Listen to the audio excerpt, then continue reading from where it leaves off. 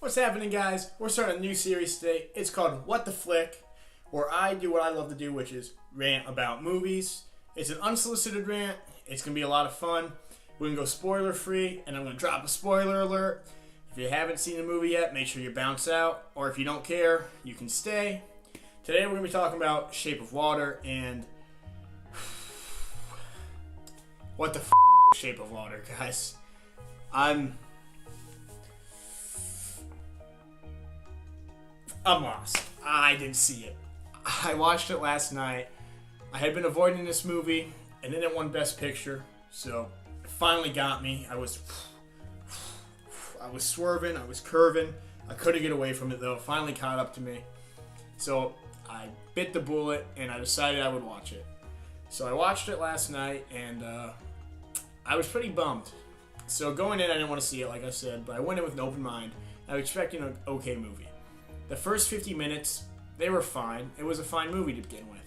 But the plot moved fast. The heist, stealing the amphibian man, was very quick-paced. And the first 50 minutes was honestly what I expected the whole movie to be. So then I was like, oh, well, what's going to be in store for the last hour? Well, you know what's in store for the last hour? A lot of bestiality.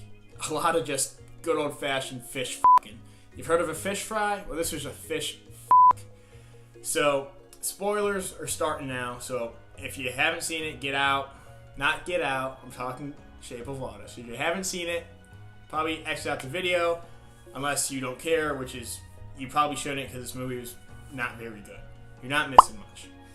So, they steal the amphibian man from the lab, which is, first off, I was a little confused on how a couple of housekeepers and janitors and an advertisement artist were able to steal an amphibian man from a high secret lab with the help of a Russian spy, I guess. I don't know. It lost me. It wasn't a very cool heist. I expected a little bit more.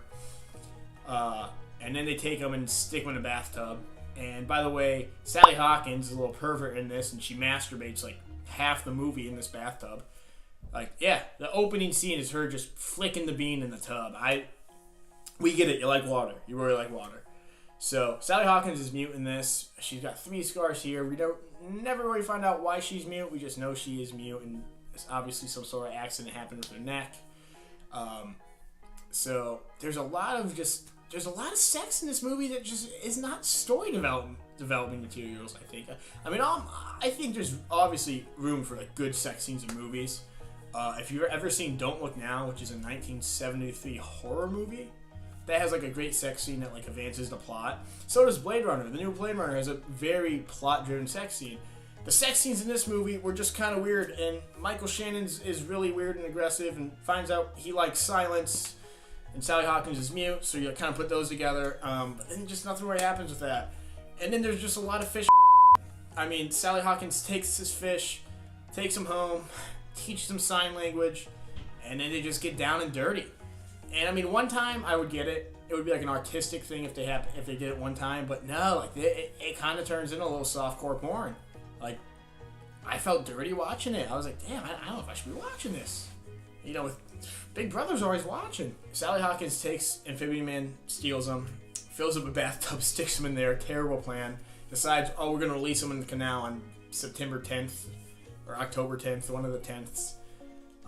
But this is the part that gets me. It's sure, she can man. I'll give him that. But she sticks a towel under the door, runs the tub, runs the sink, and we're supposed to believe that she fills the whole bathroom to neck level, and they're all just, her and the fish man are floating around in there. Now, she lives on the 2nd floor. There's no way the towel would keep the water out. There's just no way that would happen. I mean, that was the most unbelievable part of this movie. I bought the fish man more than I bought that scene. I don't know what the hell that was. So, I wouldn't have qualms with this movie if it was just another movie, but this is supposed to be the best picture. And it lost me. I thought best picture this year, Blade Runner 2049. It wasn't even nominated. What the hell is that? By the way, it says mental. I bought it. Here's a pro tip for all you movie collectors. You head over to Family Video about 3 weeks after it releases, you can get these for like half price. It's a great deal. You can pick them up very cheap. Go to movie stores. Go to Family Video. I know I do stream picks, but I still go to Family Video. make sure we keep those places open. Movie stores are the best. So, in a down year like this, I thought Blade Runner 2049 should have been nominated for Best. It wasn't even nominated, which is crazy. It would have won. I think out of the movies I saw, the Best Picture, that or Dunkirk were the best two. And I can tell you right now, Blade Runner blew The Shape of Water away. Visually, too. Like, The Shape of Water is supposed to be this visual masterpiece. Blade Runner is a beautiful movie with striking visuals. You get immersed into the atmosphere of Blade Runner, which you do not so much with The Shape of Water, because the whole time it's about fish. Well, I'm sorry. It's about not seeing the flaws in other people and seeing them for what they are and who they are and falling in love with them for that. But it's about the fish. So, we're going to keep on trucking, space trucking. The end of this movie almost redeemed itself slightly. So Michael Shannon storms him at the canal, pops gratata, pops Sally Hawkins, pops Amphibian Man. Then Richard Jenkins gets a very convenient 2x4, thumps old boy Michael Shannon on the head. Amphibian Man has healing powers in this, heals himself, slits Michael Shannon's throat, takes Sally Hawkins, jumps into the water, and then, you know those scars I was talking about? He rubs his hand, gives her gills. And I was like, damn, okay, really? That's what you're going to do to me? Like I wasn't already pissed off enough. Now she becomes a fish woman? I don't know, guys. This movie, I was like devastated after I saw it. This is what the Academy thought was the best picture. Wind River was better than this. Didn't get any Oscar buzz. The Big Sick was better than this, and it didn't even get nominated for Best Picture. I don't understand how this is Best Picture.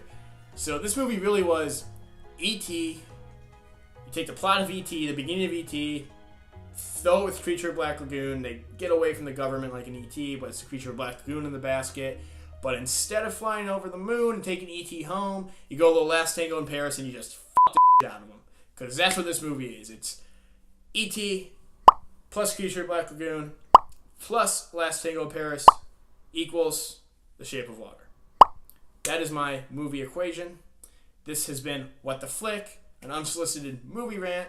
Make sure you subscribe to CineFile. Follow me on Instagram. Follow our page on Instagram. Follow our page on Twitter. Check out Stream Picks, our other series running right now. Stay tuned. We got movie reviews coming out very soon, starting with Ready Player One, which will be in about a week and a half. You're going to want to watch that. Once we hit 50 subscribers, we'll be doing some pop giveaways, so make sure you subscribe. Tell your friends to subscribe. Tell your rich friends to subscribe. Tell your poor friends to subscribe. Subscribing is free. Stay tuned, guys. We got big things coming.